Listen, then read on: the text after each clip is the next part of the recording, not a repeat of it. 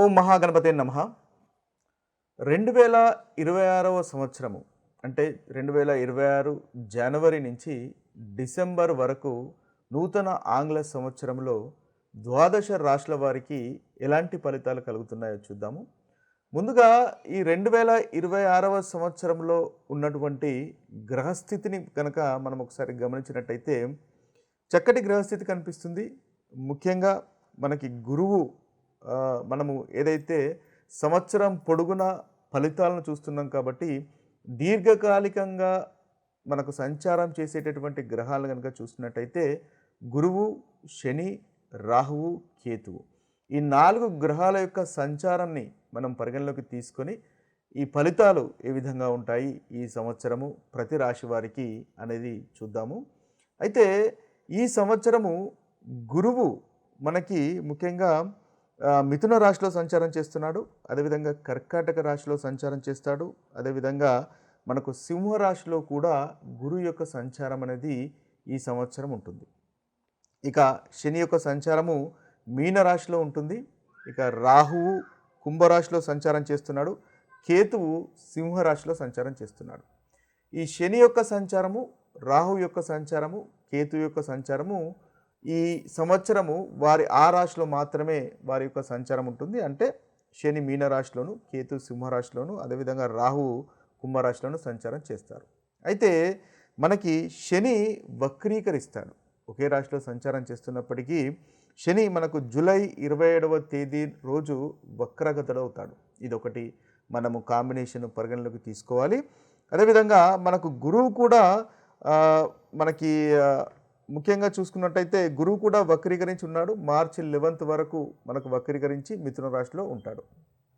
అయితే ఈ యొక్క గ్రహ సంచారాన్ని ఈ సంవత్సరం పొడుగున 3 భాగాలుగా మనము విభజించినట్టయితే జనవరి, మే వరకు ఒక భాగము, అదేవిధంగా మనకు జూను మాసంలో మనకు మార్పులు జరుగుతున్నాయి.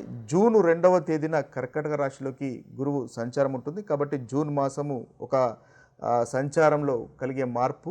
ఇక జూలై, అక్టోబర్ కూడా మనం తీసుకున్నట్టయితే జూలైలో శని వక్రగతుడవుతున్నాడు. ఇక అక్టోబర్ 31వ తేదీ గురువు మనకు సింహరాశిలో సంచారం చేస్తున్నాడు. అంటే మనకి అక్టోబర్ తర్వాత నుంచి అదేవిధంగా జనవరి, మే వరకు, జూను, తర్వాత జూలై నుంచి అక్టోబర్ వరకు ఇలా మనం విభజించుకుంటూ మనము ద్వాదశ రాశుల యొక్క ఫలితాలు ఈ సంవత్సరము ఏ విధంగా ఉంటాయో చూద్దాము. సింహరాశి వారికి 2026వ సంవత్సరంలో ఉన్నటువంటి ఫలితాలు మొత్తము మనం చూసినట్టయితే ముందుగా ఈ సింహరాశి వారికి జనవరి, మే మధ్యకాలంలో కనుక చూసినట్టయితే గురుగ్రహం వల్ల చక్కటి ఫలితాలు ఈ రాశి వారికి కలుగుతున్నాయి. అయితే ఎప్పుడైతే జూన్ 2కి గురువు మనకు కర్కాటక రాశిలోకి సంచారం చేస్తాడో అంతకంటే ముందు దాదాపు జనవరి నుంచి జూన్ వరకు గురువు మనకు మిథున రాశిలో సంచారం చేస్తాడు. అంటే మిథున రాశి ఈ సింహరాశి వారికి లాభస్థానం అవుతుంది. కాబట్టి గురుగ్రహం వల్ల చక్కటి ఫలితాలు ఈ రాశి వారికి మొదటి భాగంలో మనకు కలుగుతున్నాయి. ముఖ్యంగా కార్యసిద్ధి అనేది ఉంటుంది, ధనలాభము అనేది ఉంటుంది, అన్నింట విజయం అనేది గురుగ్రహం వల్ల కలుగుతాయి. నూతన వ్యక్తులను మీరు స్నేహితులుగా చేసుకోగలుగుతారు. తద్వారా చక్కటి ఫలితాలు ఈ సింహరాశి వారికి కలుగుతాయి. సంతానం కోరుకునే వారికి సంతానం కలుగుతుంది. అదేవిధంగా ఇన్వెస్ట్మెంట్స్ చేస్తున్న వారికి ఇన్వెస్ట్మెంట్స్ వల్ల లాభాలు కూడా మీకు కలుగుతాయి. చక్కటి ఆలోచనలు వస్తాయి. నూతన ప్రాపర్టీస్ కానీ ఆభరణాలు కానీ కొనుక్కునేటటువంటి అవకాశాలు మనకు అధికంగా కనిపిస్తున్నాయి. మీ యొక్క వ్యాపారాన్ని నెక్స్ట్ లెవెల్కి తీసుకెళ్లేటటువంటి అవకాశాలు ఉన్నాయి. ఇన్వెస్ట్మెంట్స్ వల్ల లాభాలు కూడా కనిపిస్తున్నాయి. ముఖ్యంగా ఈ ధార్మికతకు సంబంధించినటువంటి విషయాల్లో, స్పిరిచువాలిటీకి సంబంధించినటువంటి విషయాల్లో మీరు ఫోకస్ పెట్టేటటువంటి అవకాశాలు కనిపిస్తున్నాయి. అంటే తీర్థయాత్రలు కానీ లేదా గుళ్ళు, గోపురాలు సందర్శించేటటువంటి అవకాశాలు మొదటి భాగంలో ఈ రాశి వారికి మనకు సింహరాశి వారికి గోచరిస్తున్నాయి. అదేవిధంగా ఈ మొదటి భాగము వాహనాలు కొనడానికి సరియైన సమయంగా కూడా మనం చెప్పవచ్చు. మీ స్థాయికి తగినటువంటి వాహనాన్ని మీరు కొనుగోలు చేసుకోగలుగుతారు. గురువు ముఖ్యంగా నాలెడ్జ్కి కారకుడు కాబట్టి ఏదైతే కొత్త కొత్త విషయాలను నేర్చుకొని తద్వారా ధనాన్ని సంపాదించేటటువంటి అవకాశాలు మనకు అధికంగా ఈ రాశి వారికి మొదటి భాగంలో కనిపిస్తుంది.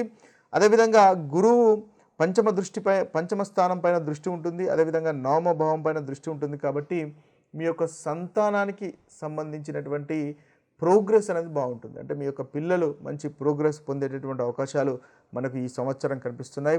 విదేశీ ప్రయాణాలు చేస్తున్న వారికి కూడా సఫలీకృతం ఉంటుంది. చాలా చక్కటి ఫలితాలు కలుగుతాయి.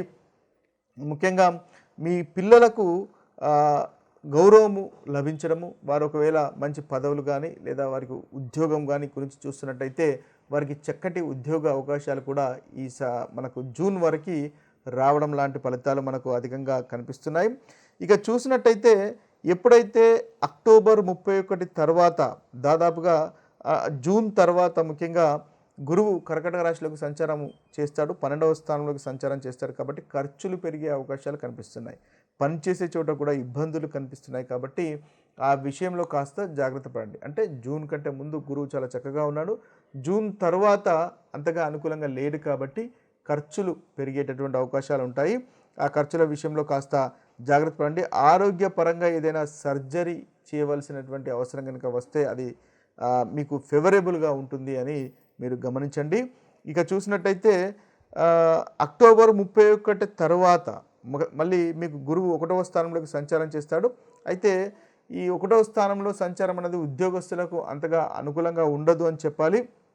ఉద్యోగం లేని వారికి ఉద్యోగం వస్తుంది, కానీ కష్టపడిన తర్వాతనే ఉద్యోగం వస్తుంది. ఉద్యోగంలో కూడా పనిచేస్తున్న వారికి కాస్త చిన్న చిన్న ఇబ్బందులు ఉండేటటువంటి అవకాశాలు ఉంటాయి. అయితే అధికారులతో సఖ్యతగా మెలగండి, మీ తోటి ఎంప్లాయీస్తో సఖ్యతగా మెలగండి. తద్వారా వీరికి చాలా చక్కటి ఫలితాలు ఈ సింహరాశి వారికి కలుగుతాయి. అయితే అక్టోబర్ 31 తర్వాత గురువు 1వ స్థానంలో సంచారం చేయడం వల్ల మీ యొక్క సొంత వాళ్ళే మీకు వ్యతిరేకంగా మారేటటువంటి అవకాశాలు కనిపిస్తున్నాయి. కాబట్టి ఆ విషయంలో కూడా కాస్త జాగ్రత్త పడండి, ఓపిక వహించండి, సంయమనం పాటించండి. తద్వారా ఈ రాశి వారికి చాలా చక్కటి ఫలితాలు ఈ సంవత్సరం మొత్తము కలుగుతాయి. ముఖ్యంగా రాహు 7వ స్థానంలో సంచారం చేస్తున్నాడు. కాబట్టి భార్య భర్తల మధ్య కాస్త సంయమనం అవసరము, చిన్న చిన్న తగాదాలు వచ్చే అవకాశాలు కనిపిస్తాయి. కేతు కూడా 1వ స్థానంలో సంచారం చేస్తున్నాడు. కాబట్టి ఖర్చులు అధికంగా ఉండే అవకాశము, అదేవిధంగా లోన్స్ తీసుకోవడము లాంటివి కలిగేటటువంటి పరిస్థితులు మనకు కలుగుతాయి. కాబట్టి ఈ విషయంలో కాస్త జాగ్రత్త పడినట్టయితే మీకు చాలా చక్కగా ఉంటుంది. ముఖ్యంగా శనికి, రాహువుకు, కేతువుకు ఈ ముగ్గురికి మీరు పరిహారాలు చేసుకున్నట్టయితే ఈ 2026వ సంవత్సరంలో అనుకూలత అనేది పెరుగుతుంది. అయితే మనము ఈ రాశుల అన్నిటికీ ఈ యొక్క గ్రహాల యొక్క సంచారాన్ని ఆధారంగా చేసుకొని మనకు కలుగుతున్నటువంటి ప్రతికూలమైనటువంటి ఫలితాలు అధిగమించడానికి, మనకు కలుగుతున్నటువంటి చెడు ఫలితాలను పోగొట్టుకొని మంచి ఫలితాలను ఇంకా ఇంక్రీజ్ చేసుకోవడానికి పరిహారాలను కనుక చూసినట్టయితే మనం ముఖ్యంగా మేషరాశి, ధనస్సు రాశి, కన్యరాశి, మేషరాశి, ధనస్సు రాశి, కన్యరాశి ఈ 3 రాశులకు ఈ సంవత్సరము కేతుగ్రహము అంతగా అనుకూలంగా లేడు. కాబట్టి ఈ 3 రాశుల వారు కేతుగ్రహానికి సంబంధించినటువంటి పరిహారాలు చేసుకున్నట్టయితే మీకు చాలా చక్కటి ఫలితాలు కలుగుతాయి. ముఖ్యంగా కేతుగ్రహం అంటే కేతు యొక్క మంత్రాన్ని మీరు ప్రతిరోజు పఠించవచ్చు. ఓం కెం కేతవాయ నమః అనేటటువంటి మంత్రాన్ని మీరు 108 సార్లు పఠించవచ్చు. లేదా ఓం శ్రాం శ్రీం శ్రౌం సహ కేతవాయ నమః అనేటటువంటి మంత్రాన్ని కూడా మీరు బీజ మంత్రాన్ని 108 సార్లు పఠించినట్టయితే చాలా చక్కటి ఫలితాలు మీకు కలుగుతాయి. అదేవిధంగా మంగళవారం కానీ శనివారం కానీ ఒకవేళ మీకు ప్రతిరోజు కనుక కుదరకపోయినట్టయితే కనీసం మంగళవారము, శనివారము సాయంత్రము ఈ కేతుగ్రహ మంత్రాన్ని పఠించినట్టయితే ఈ సంవత్సరం మొత్తము కేతు వల్ల కలుగుతున్నటువంటి ప్రతికూలమైనటువంటి ఫలితాలు ఈ 3 రాశుల వారు అధిగమించగలుగుతారు. మేషరాశి, ధనస్సు రాశి, అదేవిధంగా కన్యారాశి. ఇక మిగతా రాశులు కనుక చూసినట్టయితే వృషభ రాశి, కర్కాటక రాశి, మకర రాశి, తులారాశి, మిథున రాశి. ఈ యొక్క 5 రాశుల వారు రాహు కేతువుల యొక్క మంత్రాన్ని పఠించినట్టయితే వీరికి చక్కటి ఫలితాలు కలుగుతాయి. అంటే ఈ సంవత్సరంలో ఈ రాశుల వారు రాహు యొక్క గ్రహానికి సంబంధించినటువంటి పరిహారాలు చేసుకోవాలి. అదేవిధంగా కేతుకు సంబంధించినటువంటి పరిహారాలు కూడా చేసుకోవాలి. అంటే ఈ 2 గ్రహాలు ఈ రాశుల వారికి అంతగా అనుకూలంగా లేవు. ముఖ్యంగా వృషభ రాశి వారికి, కర్కాటక రాశి వారికి, మకర రాశి వారికి, తులారాశి వారికి, మిథున రాశి వారికి. అయితే వీరు ముందుగా మనము చెప్పుకున్నట్టుగా కేతు బీజ మంత్రాన్ని 108 సార్లు మంగళవారం కానీ శనివారం కానీ పఠించండి. ఓం శ్రాం శ్రీం శ్రౌం సహా కేతవే నమః అనేటటువంటి మంత్రాన్ని పఠించినట్టయితే చక్కటి ఫలితాలు కలుగుతాయి.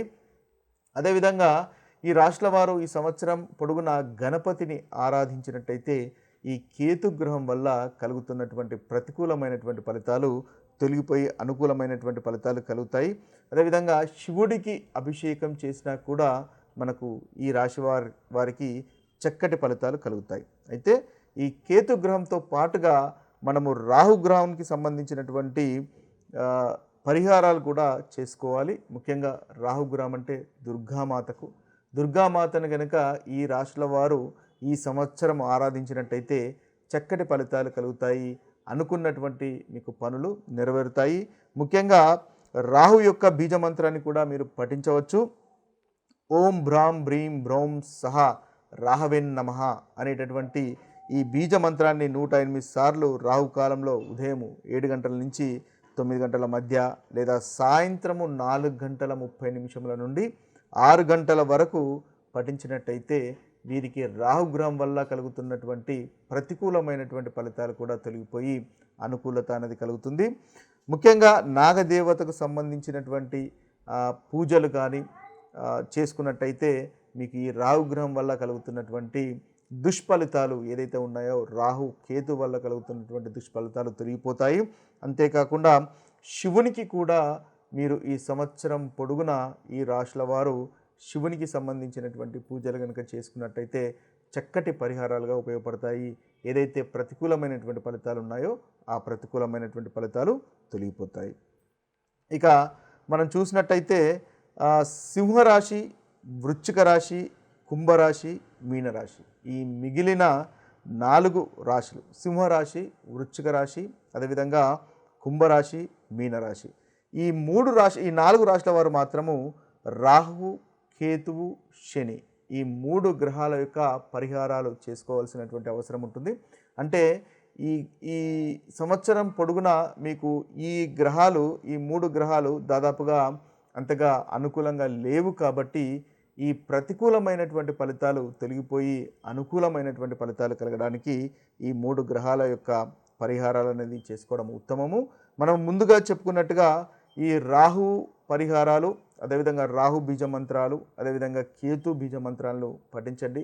వాటితో పాటుగా శనికి సంబంధించినటువంటి పరిహారాలు కూడా చేసుకోవడము ఈ రాశుల వారికి అనుకూలంగా ఉంటుంది. ముఖ్యంగా శనీశ్వరుణ్ణి ఆరాధించండి ప్రతి శనివారము. తద్వారా చక్కటి ఫలితాలు ఈ 4 రాశుల వారికి కలుగుతాయి. ముఖ్యంగా ఓం శనిశ్చరాయ నమః, ఓం శం శనిశ్చరాయ నమః అనేటటువంటి మంత్రాన్ని మీకు వీలైన సార్లు మీరు జపించుకున్నట్టయితే ఈ 4 రాశుల వారికి పరిహారంగా ఉంటుంది. అదేవిధంగా నవగ్రహ శాంతి హోమాలు కూడా చేసుకోవడం వల్ల చక్కటి ఫలితాలు ఈ రాశుల వారికి కలుగుతాయి. శనిదేవునికి నల్లని నువ్వుల నూనెతో కనుక మీరు దీపం వెలిగించినట్టయితే ఈ సంవత్సరం పొడుగున ఈ రాశుల వారికి చక్కటి ఫలితాలు కలుగుతాయి. అదేవిధంగా బీదలకు కానీ లేని వారికి కానీ వస్త్రాలు దానం చేసినా కూడా మీకు చాలా చక్కటి ఫలితాలు కలుగుతాయి. అదేవిధంగా నాగదేవతకు పూజలు చేసినా కూడా మీకు ఈ రాశుల వారికి చక్కటి ఫలితాలు కలుగుతాయి. ఏదైతే ప్రతికూలమైనటువంటి ఫలితాలు ఉన్నాయో ఆ ప్రతికూలమైనటువంటి ఫలితాలు తొలగిపోతాయి.